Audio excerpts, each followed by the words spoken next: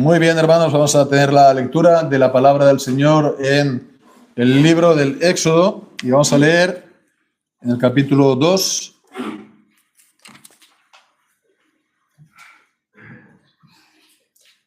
A partir del versículo 11 hasta el fin del capítulo. Dice así la palabra del Señor.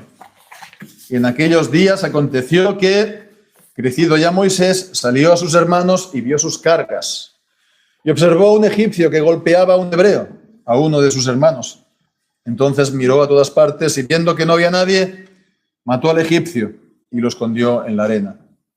Y salió al día siguiente y viendo a dos hebreos que reñían, dijo el culpable: ¿por qué golpeas a tu prójimo? Y él respondió: ¿quién te ha puesto a ti por príncipe y juez sobre nosotros? ¿Piensas matarme como mataste al egipcio? Entonces Moisés tuvo miedo y dijo: ciertamente esto ha sido descubierto. Y cuando Faraón oyó este asunto, procuró matar a Moisés.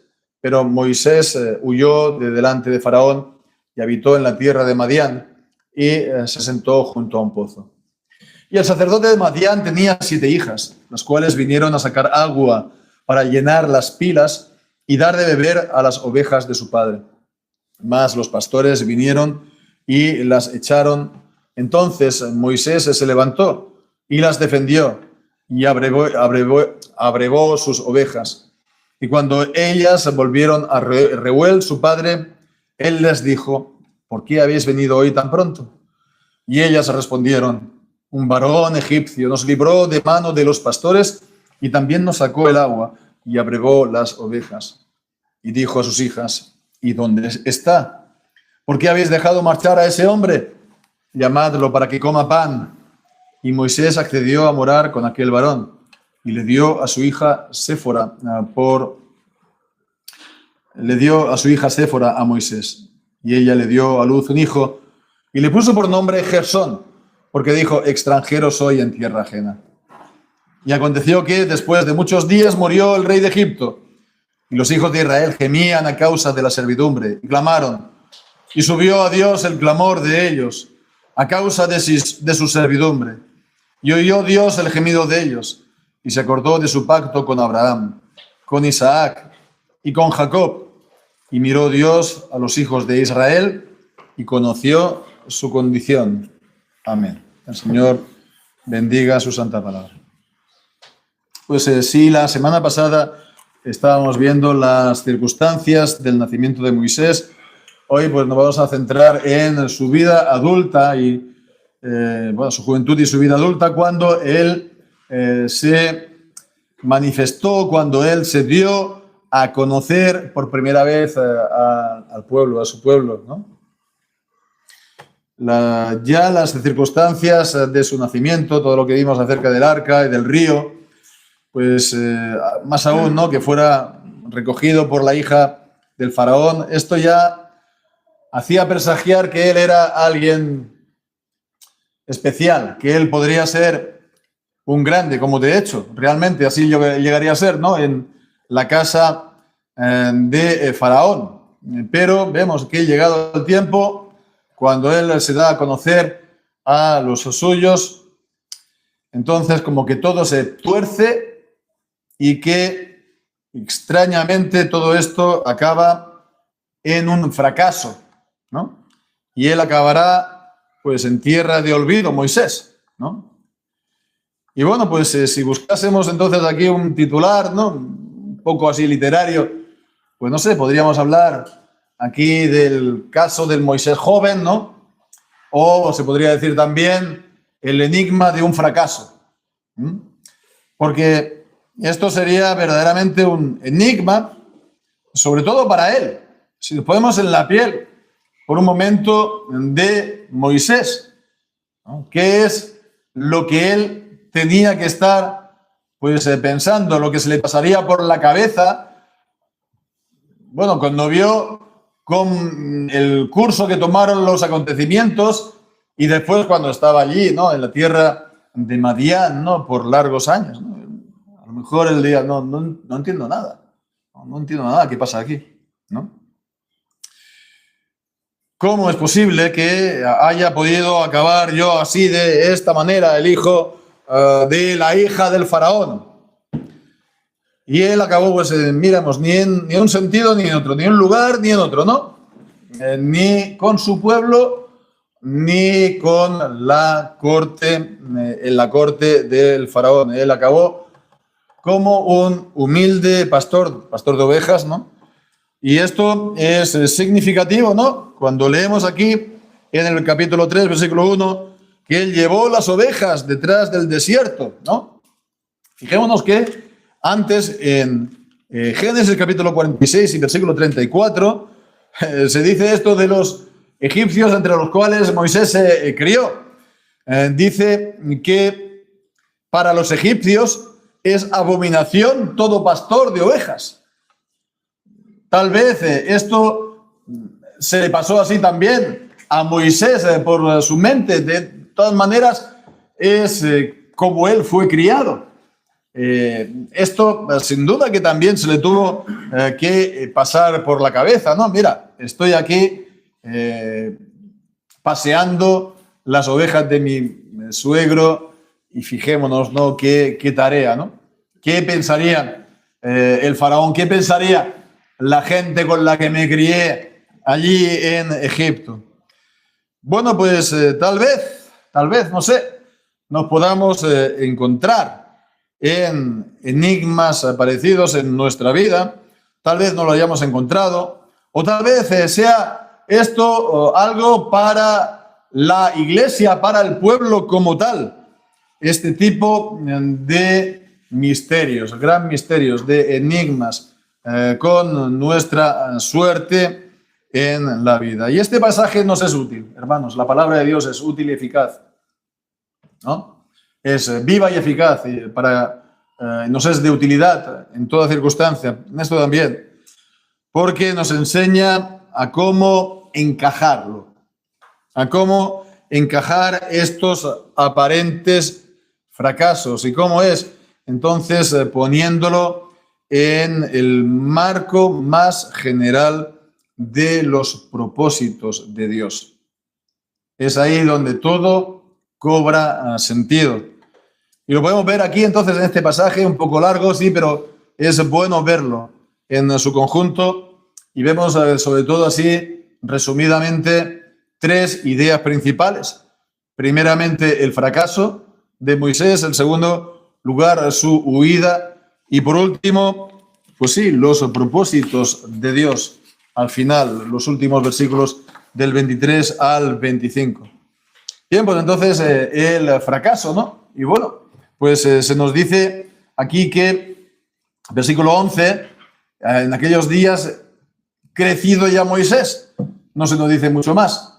Ya Moisés ya era mayorcito, ¿no? En Hechos capítulo 7 y versículo 23 se nos dice que él ya tenía 40 años. Él ya era un hombre hecho y derecho, ¿no? Ya él tenía 40 años y se había criado como el hijo adoptivo de la hija de Faraón. Por supuesto que hemos de pensar que él tuvo que verse a sí mismo y saber que esto era así, que él no se tenía que confundir a sí mismo y pensar que era egipcio y que era hijo natural, sino que tendría claro que él era de los hebreos, que ese era su origen. Pero digamos que la vida le dio una gran oportunidad. La vida le dio una gran oportunidad porque se crió en la mejor familia, la más rica, la más poderosa, ¿no? Con todas las ventajas, con todos los privilegios. Era uno de los hombres, sin duda, más poderosos del país, el hijo de la hija de Faraón, ¿no?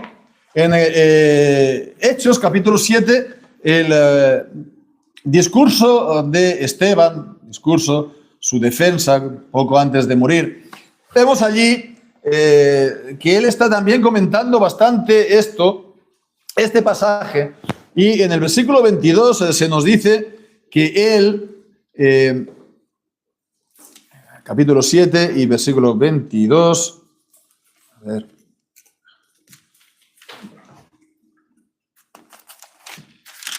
dice que fue enseñado Moisés en toda la sabiduría de los egipcios y era poderoso en sus palabras y hechos.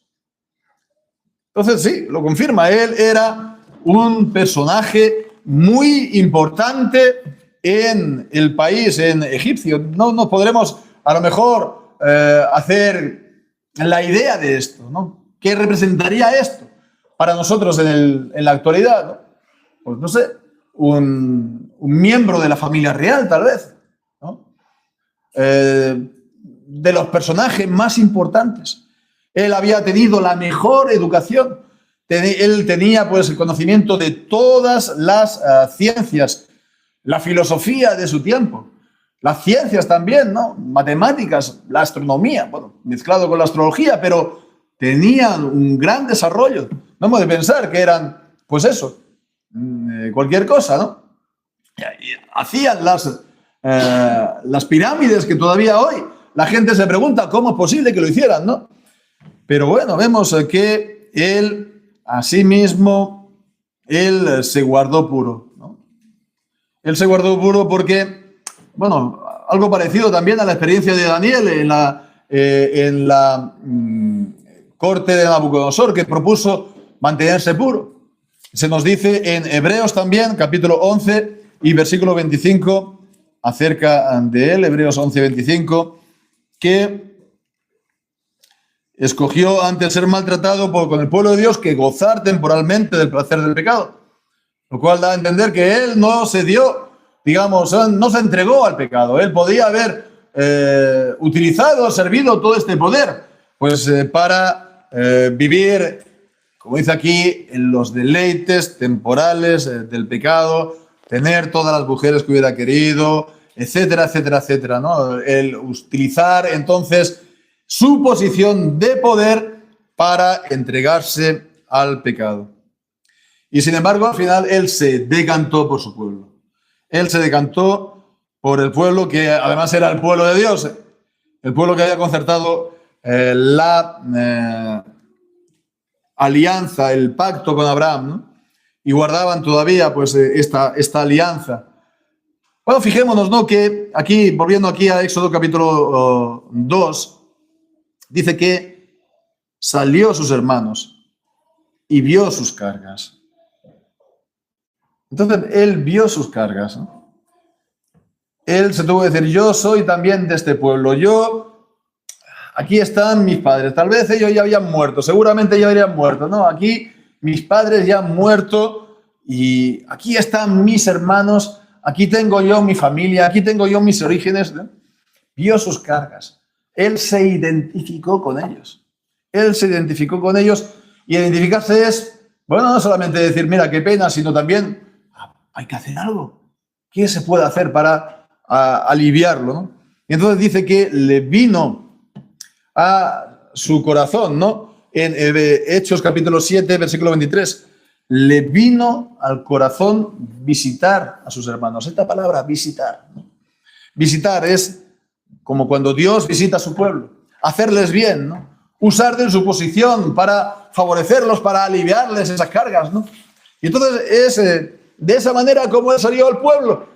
Y entonces dio este incidente con el egipcio que leemos aquí, la segunda mitad del 11 y el versículo 12. Observó a un egipcio que golpeaba a un hebreo y a uno de sus hermanos. Entonces miró a uno y a otro lado, a todas partes, y viendo que no había nadie, mató al egipcio y lo escondió en la arena.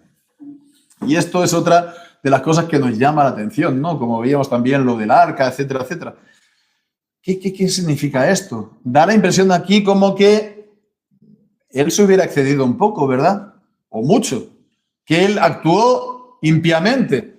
Un egipcio lo golpea y él va y lo mata, ¿no? Lo mata así con alevosía, mira a todas partes y después lo entierra para que nadie lo vea.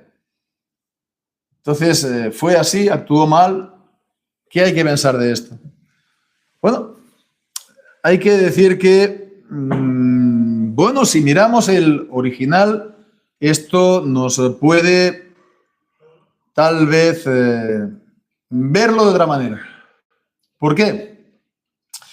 Porque cuando dice que golpeaba a un hebreo, es la misma palabra que después, el versículo 12, mató al egipcio. Es el mismo verbo. Y ciertamente este golpear puede traer consigo también muerte. En Éxodo capítulo 21, versículo 12, Éxodo 21, 12, dice que el que hiera a alguno de modo que muera, él ciertamente morirá. Es la misma palabra. El que hiera a alguno de modo que muera. Con lo cual, pues bien podría ser esto, que lo hirió y lo hirió de muerte, lo golpeó, pero que lo dejó muerto. Y entonces, en Hechos capítulo 7, versículo 24, se nos dice que él vengó al oprimido. Vengar. Fue una venganza. Y vengar es la ley del talión, ojo por ojo, diente por diente. Si lo mató, por lo tanto, podemos pensar que el otro lo golpeó para matarlo, que directamente lo mató. Y él era un príncipe. Él era príncipe, un señor, y podemos pensar que eso fue también un acto de justicia. De justicia retributiva, sí, pero no un asesinato, ¿no? Con alevosía. Y a lo mejor con un... Bueno, pues esto. Fue un arranque, fue impulsivo. Así. Pero él no se quedó indiferente y él también actuó en sentido de la justicia. Y vemos que después él será el legislador y después él será quien dará los principios de la justicia retributiva, esto del ojo por ojo, diente por diente, etcétera, etcétera. Sí, que vale que fue impulsivo, sí. Ese impulso, el ser impulsivo, eso se puede llegar a temperar. Pero alguien que está en la indiferencia, alguien que está ni fu ni fa, más tranquilo que todo, ¿qué puedes hacer con él? ¿Qué puede hacer uno? Que todo pues le da igual, ¿no? Y bien, pues entonces fijémonos la continuación. La decepción de Moisés. Para esto podemos verlo todavía en Hechos capítulo 7, versículo 25. Pero él, Moisés, pensaba que sus hermanos entendían que Dios les daría libertad por su mano, pero ellos no lo habían entendido. Entonces él pensaba que los egipcios se volverían a él como a su líder para que él los sacase de la tierra de Egipto, sin duda. Pero lo rechazaron. Lo rechazaron. Y lo rechazaron, lo vemos, lo que ocurrió al día siguiente. Estos dos que están aquí riñendo, y el culpable le dijo, Moisés le dijo al culpable, ¿por qué golpeas a tu prójimo? Y él le respondió, ¿quién te ha puesto por príncipe y juez sobre nosotros? ¿Piensas matarme como mataste al egipcio? Entonces, fijémonos, ¿no? Lo rechazaron. Lo rechazaron. Así que es algo que hay que tener en cuenta. No siempre, como dice la palabra de Dios, la carrera la gana el más veloz, ¿no? No es del veloz la carrera. No hay que pensar que por a lo mejor tener la mejor de las formaciones o lo que sea, pues el mundo se le va a abrir de par en par o que se le va a reconocer de esta manera, que todo el mundo se va a poner voluntariamente bajo su liderazgo. De hecho, la gente es lo que no quiere, ponerse bajo el liderazgo. Muchas veces, ¿no? De personas, pues, digamos, con una mejor formación, etcétera, etcétera. Porque dirán, ¿quién te ha puesto a ti? ¿No? Lo mismo, ¿quién te ha puesto a ti aquí sobre nosotros? ¿No? Esto de la meritocracia, ¿no? No siempre esto es así. Esto es un bonito ideal, ¿no? Pero el mundo no funciona así. El mundo funciona por grupos de poder y por dinámicas de poder. Y esto también ocurre en la Iglesia, tristemente, como organización humana, en un sentido humano. También ocurre esto a veces. Podemos decir las camarillas, podemos decir aquí el enchufismo, podemos decir aquí el amiguismo, lo típico, lo normal. Entonces, es lo que pues, nos puede ocurrir, ¿no? Que te diga, ¿quién te ha puesto a ti? ¿Quién te piensas tú? ¿Qué te hace pensar, no, que eres mejor que nosotros? No, pero tú, ¿qué te has creído, hombre? ¿No? Y bueno, pues humanamente hablando, esto puede acabar en fracaso, ¿no?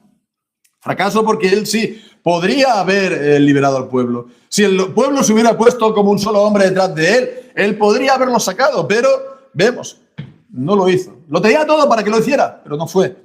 No fue así. Entonces, bueno, fracaso. Fracaso, y entonces ya no lo sigue, se entera Faraón, lo quiere matar, y claro, pues entonces tiene que huir, ¿no? El exilio, la huida. Como decíamos, este es el segundo punto que vemos aquí, desde el versículo 15 hasta el 22. Se nos dice que él se refugió en la tierra de Madián. Entonces, bueno, es difícil a veces situar exactamente esta tierra en el mapa, porque era un pueblo también nómada, dicen, y en todo caso, pues seguramente sería pues más allá de la península de Sinaí, ¿no? Vemos, está Egipto, está pues el Mar Rojo, y está la península Sinaí, y después ya está lo que es el territorio de Israel. Entonces sería más allá de la península de Sinaí, dicen seguramente al sur, ¿no? de Israel. Y bueno, pues allá estaba pues sería una familia, una casa. Ahí estaba pues Reuel, que también es Jetro, otro nombre, más adelante, en el mismo libro. Y bueno, ocurre esta cosa, ¿no? Que viene Moisés y se sienta al lado también del pozo. Vienen las 7 hijas del sacerdote a sacar agua, y él va y lo defiende. ¿Y no nos suena esto de nada, esto que leemos aquí? Nos debería de sonar, porque es muy parecido, por un lado, a lo que vivió Rebeca con el siervo de Abraham, que también le dio de beber al criado, pero después también Jacob, cuando vino y se encontró con Raquel, y también él allí la defendió de pastores. Bueno, parece que aquí está perpetuando un poco la historia familiar, ¿no? Que parece que hay una cierta tradición familiar de encontrar a la mujer de tu vida sacando agua del pozo, ¿no? Y además defendiéndola de personas, ¿no? Que vienen aquí a colarse, ¿no? O a maltratarla, en fin. Bueno, pues es bueno, ¿no? Ver esto, ¿no? A veces la historia de los padres se ve repetida en los hijos, y los hijos pueden verlo como guía. Esto me podría ocurrir también a mí, ¿no? Entonces, esto, incluso para encontrar esposa o para encontrar esposo. Y bueno, pues aquí Moisés, otra vez, ¿qué demostró? Demostró valentía, ¿no? Demostró valentía porque vinieron pastores y él era solo, ¿no? Podría haber echado a correr o decirle, pues no sé, ¿no? O dejarlas a ellas o lo que sea, pero no, él se enfrentó. Entonces vemos que hay un carácter noble y valiente por parte de él. Y vemos que esto al final fue reconocido, ¿no? En el versículo 20, Reuel Jetro a sus hijas, ¿no? ¿Dónde está este hombre? ¿Por qué le habían dejado marchar, no? La virtud, la valentía, la nobleza, todo esto al final acaba valorada. Aunque sea a un nivel microscópico del microcosmos, ¿no? Pero al final es valorado, ¿no? Y reconocido, y le sirvió, pues aquí en este caso a Moisés, para encontrar esposa. Y bien, pues le dijo, no, ¿por qué le habéis dejado marchar a ese hombre? Difícil, ¿no? No pensar aquí también a los egipcios. Es lo que ellos hicieron, lo dejaron marchar, ¿no? Lo dejaron, pues, dejaron pasar la oportunidad, ¿no? Y lo despreciaron. Y entonces, sí, echó su esposa aquí, dice Séfora, le dio a su hija Séfora. El significado significa, el nombre pues es avecilla. No parece que tenga un significado, digamos, una importancia, una significancia importante esto, pero tuvieron un hijo y sí, ¿no? Le puso por nombre Gersón, algo parecido también, ¿no? a José, nos acordamos, ¿no? El nombre que puso a sus hijos, ¿no? Manasés y Efraín, algo parecido. Gersón, que significa extranjero allí, ¿no? Porque soy extranjero en tierra ajena. Entonces él se sentía claramente que estaba en el exilio, que estaba pues apartado, ¿no? Él se podría seguro sentirse desarraigado, lejos del ambiente donde se crió, lejos también de su pueblo, y que estaba entonces trabajando para su pueblo en esta ocupación no tan honrosa, por así decirlo, entre los egipcios con los que se crió. Y pasaba el tiempo, y pasaba el tiempo, y no pasaba nada. Pasaba el tiempo. Hechos capítulo 7, versículo 30 dice que pasaron hasta 40 años así. 40 años después sacando las ovejas de su suegro. Jacob fueron 14 y él 40 años, ¿no? 40 años en la corte del faraón, 40 años después paseando las ovejas de su suegro. Seguro, ¿no? Podemos pensar que esto le causó a él desilusión, ¿no? Perder la esperanza, cinismo tal vez, ¿no? Seguro, ¿no?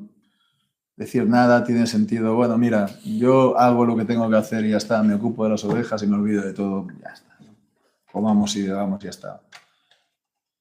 Bueno, pues entonces, por eso decimos que es necesario comprender las cosas en el conjunto, en el cuadro, ver el cuadro completo, que son los propósitos de Dios. Y son los últimos versículos y es por eso que lo vemos juntamente con todo lo demás. Versículos del 23 al 25. Se nos dice que aconteció que después de muchos días murió el rey de Egipto. Murió el rey de Egipto. Nada sigue por siempre igual. No hay mal que por 100 años dure, se nos dice, ¿verdad? Siempre hay cambio. Incluso, pues, aquellos que maltratan, ¿no? Pues ellos han de pasar. Y la situación del pueblo también cambió, ¿no? Continuó cambiando. ¿Por qué? Pues porque veían que su situación tampoco mejoraba, lo habían intentado acabar con ellos, lo habían oprimido con cargas y se nos dice aquí que ellos al final gemían a causa de la servidumbre y clamaron, y esto es lo importante, se volvieron a Dios y clamaron. Cuando el mal se agrava y se agrava y se hace más pesado, entonces la gente se vuelve a Dios. Y es lo que ocurrió con el pueblo. Y aquí hubo un cambio espiritual, que el pueblo mismo oró y se volvió a Dios. Y fijémonos, ¿no?, lo que ocurrió con esta oración. En el versículo 23 se nos dice que subió a Dios. El clamor de ellos llegó hasta su santa morada. El Salmo 18 también, ¿no?, que el Señor escuchó y el Señor oyó. Y entonces Él pues actúa. El versículo 24 dice, Él oyó y después se acordó y después miró. Oyó Dios el gemido de ellos, se acordó de su pacto con Abraham, Isaac y Jacob y miró a los hijos de Israel y por último los conoció Dios, los reconoció. Mira mi pueblo, lo que están sufriendo y no lo va a dejar No lo va Él a permitir. Y todo esto entonces vemos arroja luz, hermanos, decíamos, al enigma de los inicios de Moisés, ¿no? Esta manera tan rocambolesca de comenzar su vida de liberador, ¿no? El fracaso de Moisés, ¿no? Bueno, pues miren, por una parte, fijémonos, estos fracasos a veces, ¿no? Podemos decir casi siempre son necesarios, ¿no? No pensemos que la vida es, como se suele decir, llegar y besar al santo. Bueno, a veces esto ocurre, ¿no? A veces ocurre, pero no es lo normal, no es bueno. No era bueno, el pueblo no estaba preparado. El pueblo tenía que estar humillado, el pueblo tenía que estar quebrantado para recibirlo. Y hasta que no clamó, hasta que no se vio pues destrozado y que no se volvió, no recibieron a Moisés o no estaban, digamos, dispuestos a recibir su liderazgo.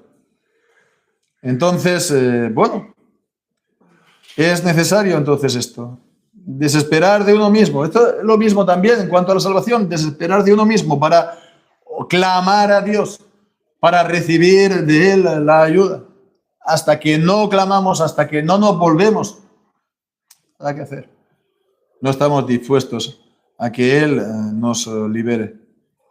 Bien, pues entonces, esta era necesario por el pueblo, era necesario también por Moisés. Se tuvo que forjar el carácter de Moisés.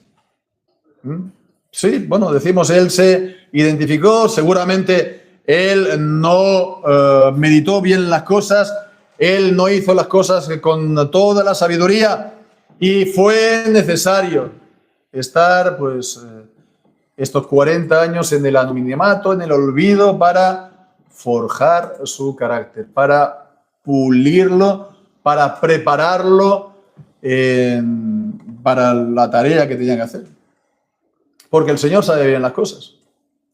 Estuvo 40 años pastoreando las ovejas en el desierto.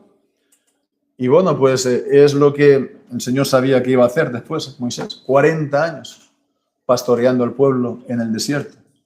Y esto fue entonces la preparación del Señor. La preparación del Señor para su obra. Él tuvo que fracasar para guiar al pueblo tras su fracaso, al no entrar en la tierra prometida.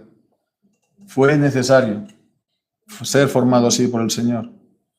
Pero fijémonos también, por otra parte, y como aplicación directa para nosotros del caso Moisés. El Señor oyó las oraciones de su pueblo. El Señor oye las oraciones de su pueblo. El Señor no oirá nuestras oraciones también, hermanos. El Señor no oirá nuestras quejas. El Señor no va a oír nuestros lamentos. Seguro que Moisés estaba orando. El Señor no lo iba a escuchar. El Señor vio su situación. No verá también la nuestra. No verá el Señor las injusticias cometidas. El Señor se acordó del pacto y actuó a favor de él.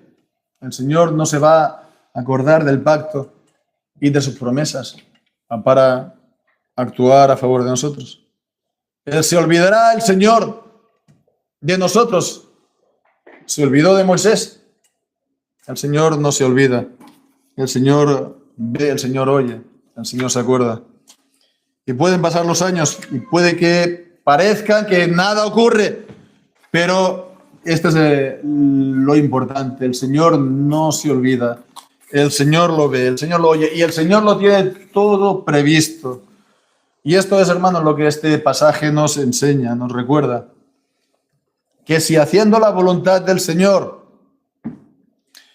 las cosas no parecen que nos van como nosotros nos hubiéramos pensado, nos hubieran gustado que no fueran, hermanos, no hay fracaso. En el fondo no hay fracaso.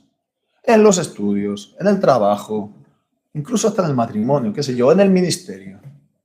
No hay fracaso. Todo está orientado por el Señor y el Señor se va a servir de todo esto. El Señor oye, el Señor ve y el Señor se acuerda. Y, hermanos, si buscamos a alguien que fue rechazado por su pueblo y que le dijo, ¿quién te ha puesto a ti sobre nosotros? Miremos a Jesús, porque Él también fue rechazado. El Señor Jesús fue rechazado. Y Él era mucho mayor que Moisés. Mucho peor fue el rechazo de Jesús. Él era quien venía a cumplir la salvación de Dios, darle la liberación al pueblo, la liberación de sus pecados, traer la luz de la vida. Y la gente dijo, no queremos saber nada de ti. Así pues, entonces, fijémonos, no estemos abatidos o no estemos deprimidos. Pensemos de que eso es, comillas, lo normal. Si estamos en Cristo, este fue el camino de Cristo y hemos de andar como Él anduvo. Vamos a apetecer para nosotros otros caminos.